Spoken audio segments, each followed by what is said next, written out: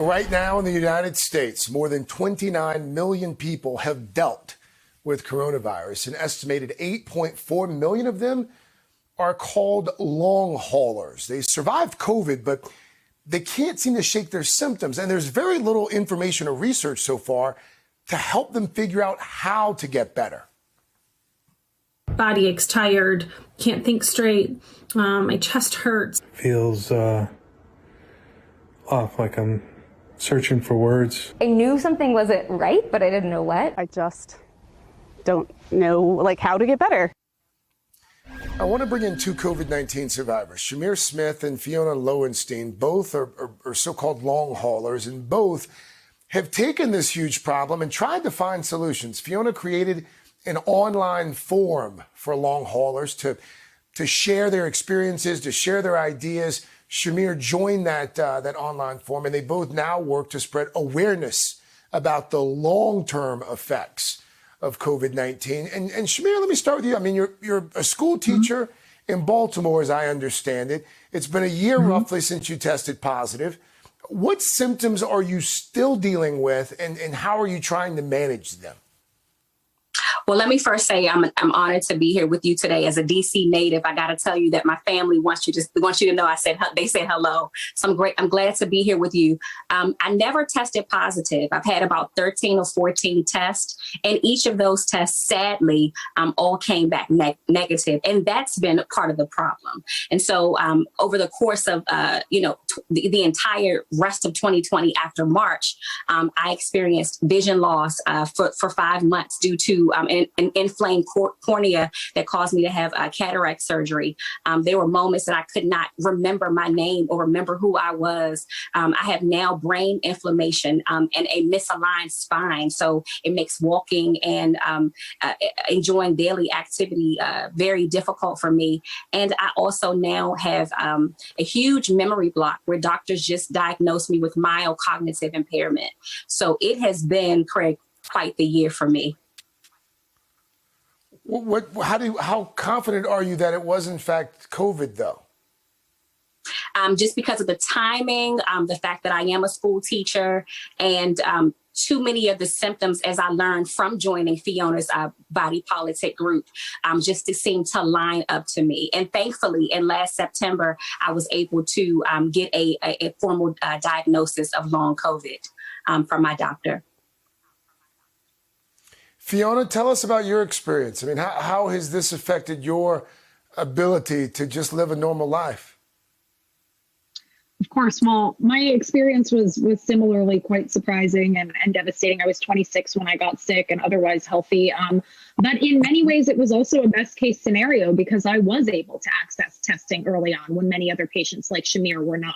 And that's because I was hospitalized. I had severe shortness of breath that required me to be put on supplemental oxygen briefly.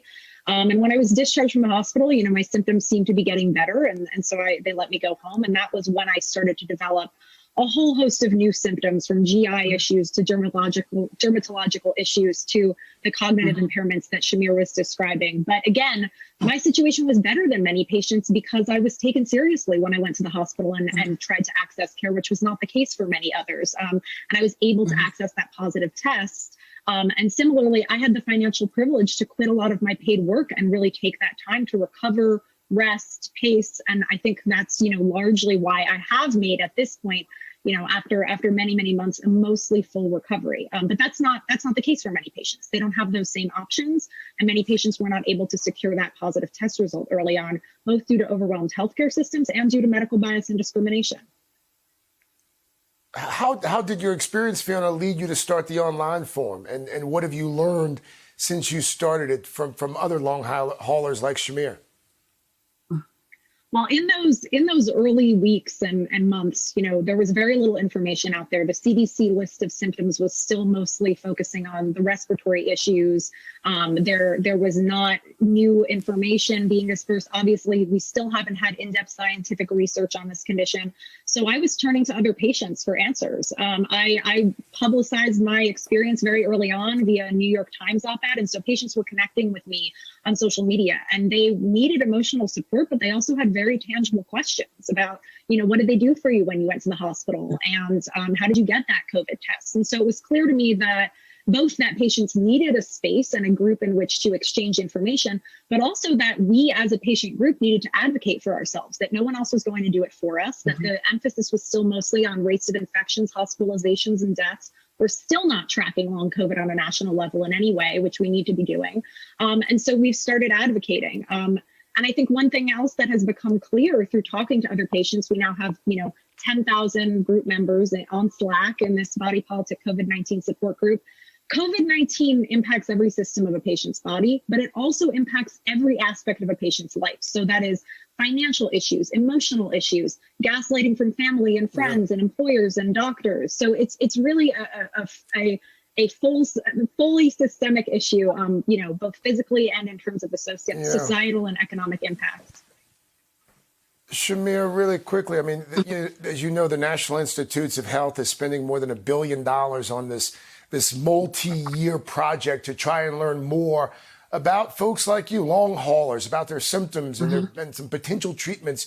How much hope does that give you? I'm quite hopeful about the future of the research and the treatment, but I am still a little cautious to really relish in that kind of hope because in June of last year, I had to fight my way through hospitals and doctors who called me aggressive, who used microaggressive language with me to discount and dismiss my symptoms. And I still find a year later that there is still not a focus and a specific research and treatment that's being studied for Black patients.